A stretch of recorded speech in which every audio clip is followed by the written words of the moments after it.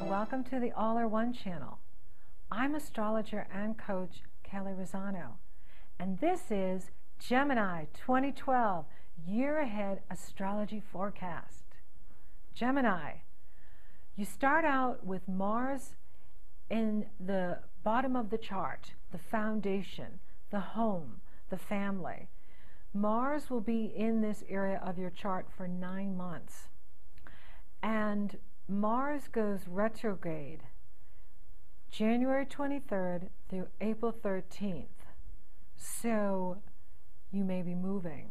You may be moving out. You may have other people that move out of the house.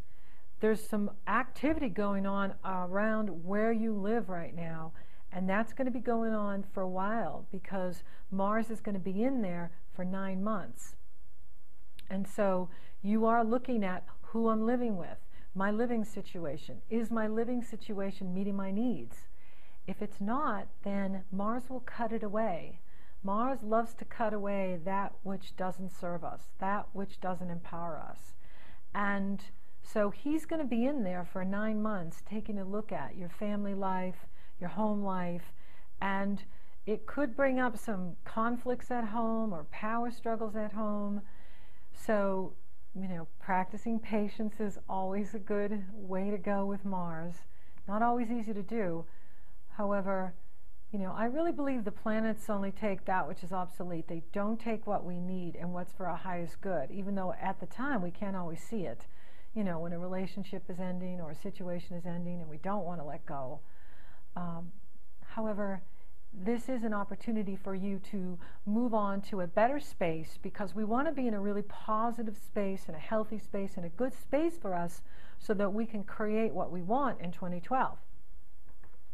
Now, Neptune, the planet of our highest ideals, is moving into your 10th house on February 3rd. The 10th house is the top of the chart. It is the pinnacle. It is the house of destiny, the house of reward from hard work and working at our profession. So it's what you do in the world, how you show up in the world. It's the house of achievement. Neptune is an energy of spirituality. Neptune is God. Neptune represents our highest ideals, the ideal living location for Gemini, the ideal marriage partnership for you, the ideal relationship, the ideal job, working situation for you.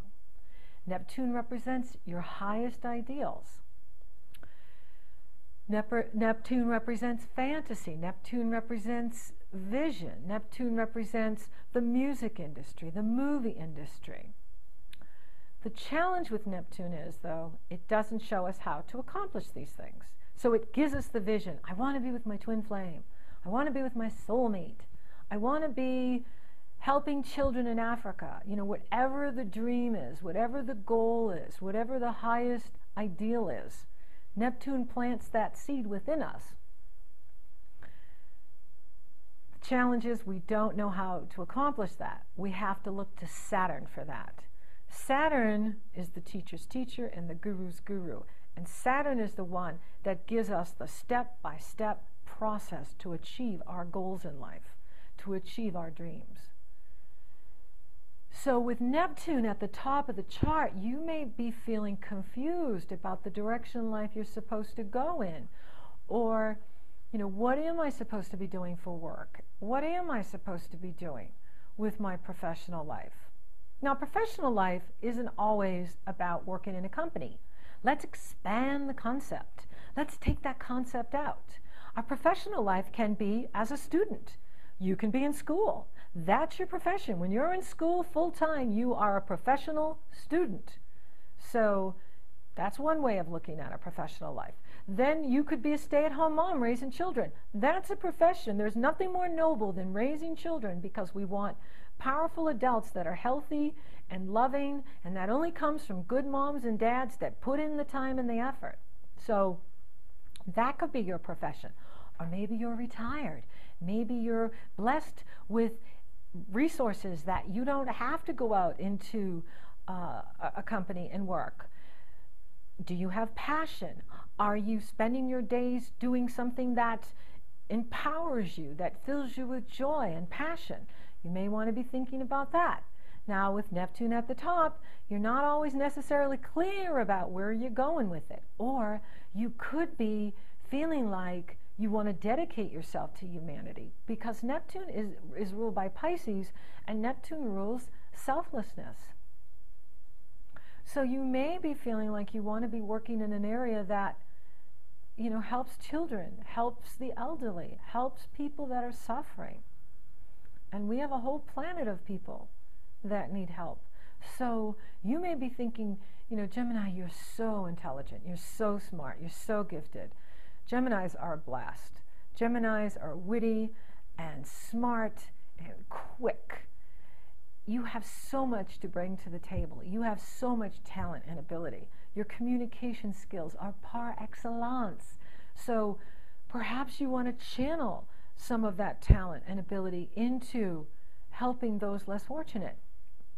Just something to think about. Okay, now Venus is going to be moving into your first house on April 4th.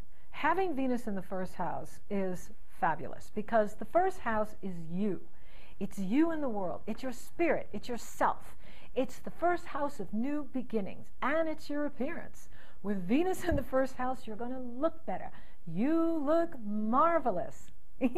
People will be saying, no matter what's going on, you look really good. What are you doing? You can thank Venus for that, because she's with you. And Venus will be there for 4 months. So she'll be there through August, because she's retrograding May 12th through June 27th, going back over and staying in your first house for a good chunk of time to uplift you, to make you feel better, to attract good people to you. Now, another awesome, Jupiter is going in there. So this is awesome, because you have Venus in the first house. Now Jupiter's going into the first house on June 11th. And when Jupiter goes into the first house, you've got a power couple in there, empowering you, supporting you, and expanding you, which means you will be attracting good people to you. You will be attracting people to you that want to help you, that want to help you get ahead, that want to help you increase your finances through a better job or a better living situation, or just a better life. So Venus and Jupiter in your first house, the power couple are coming together in your first house. That's like having 3 Venuses and 3 Jupiters, because whenever a planet's in the first house, it's the same as having 3 planets. So you've got the money planets, the benefic planets, Jupiter, the planet of expansion and opportunity, coming together with Venus in your first house, expanding you, giving you a positive outlook on life. And when we're positive, the law of attraction is always working. We attract good things to us. We attract positive people to us. We attract opportunity to us. And Venus and Jupiter in your first house is very good for you.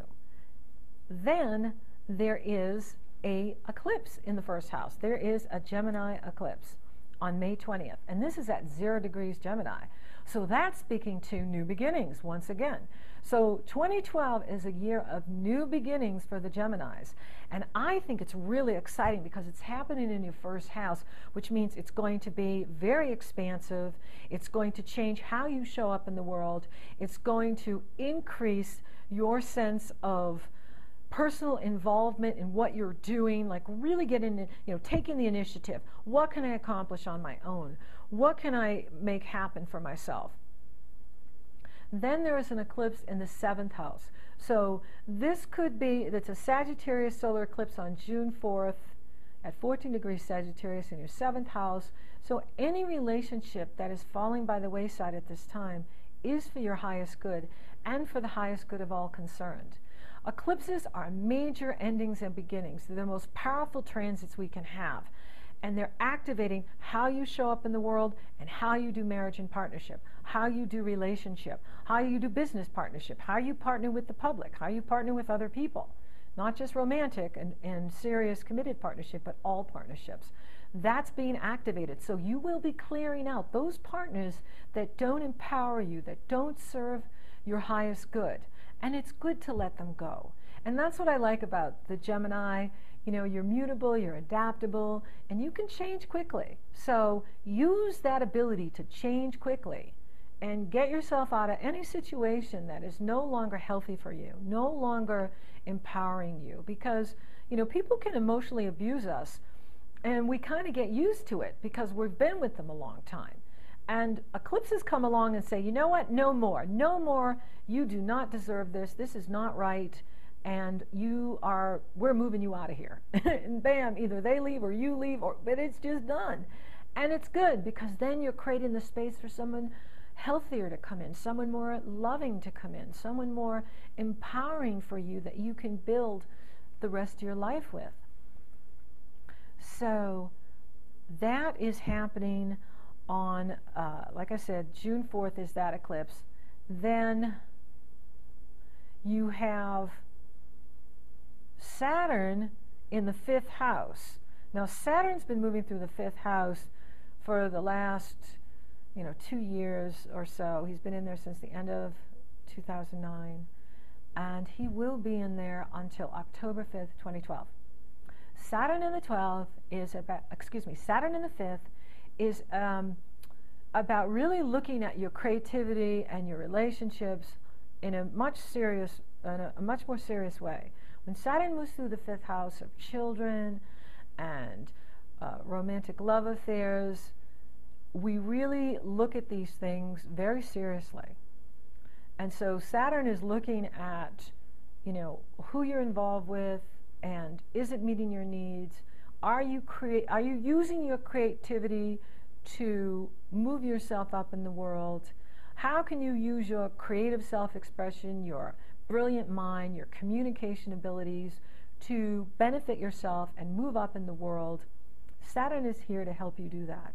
Then Saturn moves into the 6th house of work and service and health habits on October 5th, where he will be for 2.5 years. That's where the work really starts to get serious. And you will be looking at your work and how you can move up in the world with Saturn in the 6th house of work and work habits, health and health habits. And our wealth is in our health. So anything you've been tolerating and stepping over, you won't be able to anymore in regards to your health starting October 5th. So I would say, start the new year off right, and, do your exercise, eat really well, look at your lifestyle. How can you improve your lifestyle? Cut out bad habits. If you're smoking, you might want to cut out smoking. Cut back on the drinking, cut back on the sugar, drink more water, eat more vegetables, work out more. This empowers us to feel strong in our body. When we feel strong in our body, we feel strong in our mind. It's the body-mind-spirit connection.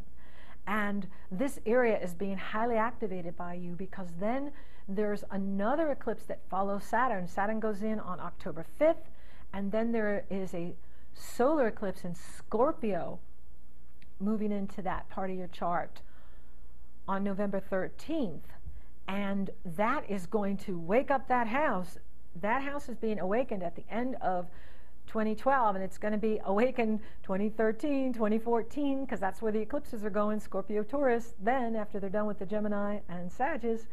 And so you really want to be looking at your lifestyle, you want to be looking at your health. What can you do to feel stronger in your body? When we're stronger in our body, we're stronger in our spirit, and we're stronger in our mind. So Saturn's going to help you do that. And the stronger we are, the more hours we can work. That's how I look at it. And so, you do want to take a look at this. And let's see. So Saturn's in the 6th. And then the final eclipse on November 28th will be at 6 degrees Gemini. It's the final eclipse in your first house for a very long time before you'll have eclipses, back in Gemini, Sag. It's going to be another 24 years before this happens. And so this is the finishing touch on the new self, the new you, the new beginning. 2012 is a year of new beginnings for Geminis, because it's taking place in your first house. And the benefics, Venus and Jupiter, our power couple, it's like a power couple, fairy godmother and fairy godfather coming together going, what is thy wish, my Gemini? How may I serve thee? And the final eclipse is the finishing touch on that. So by the end of the year, you're going to be feeling really self-empowered, like you can do anything. The universe is behind you. The force is with you, Gemini. And as long as you're paying attention to your health and you're living with people that are good for you, that are loving towards you, you're going to really feel your strength. And you're going to feel that you're moving up, and the goals you're accomplishing, the goals you're setting for yourself, you can see down the road that they're happening, that you are going to achieve what you want. You're going to be adding spirituality to your career and profession in the world, whatever it is. You're going to be wanting to serve others in a way, using your abilities to help others in the world. Now, Uranus and Pluto are in a fist fight. I have to talk about them because they're there, and we all have them somewhere in our chart. Pluto represents power and transformation. He's in your 8th house of other people's money, other people's values, the house of deep intimacy and trust issues, debt, other people's partners' resources. And Uranus is in the 11th house of friends and goals and hopes and wishes, and they're going at it June 24th and September 19th. They're going to explode. It's going to be seismic, and then they're going to end things. So any relationship that is no longer serving your highest good will be brought to your attention at this time. June 24th, September 19th. Watch those dates, because anything that you're sharing resources with someone else, you want to make sure that, everybody understands where we're coming from, you understand where they're coming from, because it's going to be explosive and it's going to be final. And, so you want to be aware of, who you are investing in and who you are partnering with, because this is going to be challenged at this time. And remember that these planets only take that which is obsolete. They don't take what we need for our highest good. They don't take what you need for your soul evolution or your personal life path. They take that which is out of balance, and everything in the world is out of balance. We're out of balance. The economy's out of balance. The government doesn't work. The banking doesn't work. The healthcare, all of it is out of balance. And Pluto and Uranus, they're the truth tellers. Uranus is the awakener, and Pluto is change or be changed. And so when those two go at it, they are going to show us who's telling the truth and who is not. And so we all have to, deal with these energies. These energies are bringing chaos and confusion and transformation, because we need to bring balance back to the world.